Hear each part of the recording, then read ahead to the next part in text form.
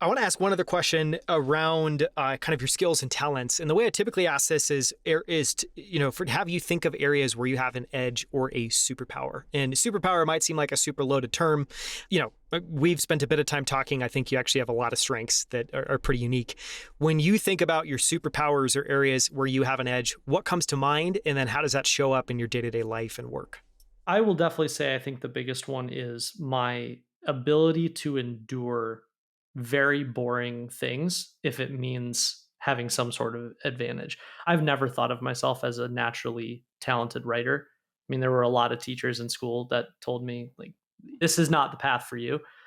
But the one thing that I know that I have is I am willing to sit there and endure it for way longer than the average person, and I think that comes from my years as a gamer. I would just sit in front of my computer and grind and grind and grind and whatever I had to do.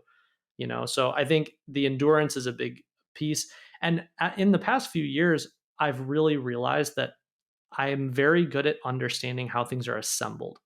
Again, I think it goes back to gaming. It's my recent fascination with templates.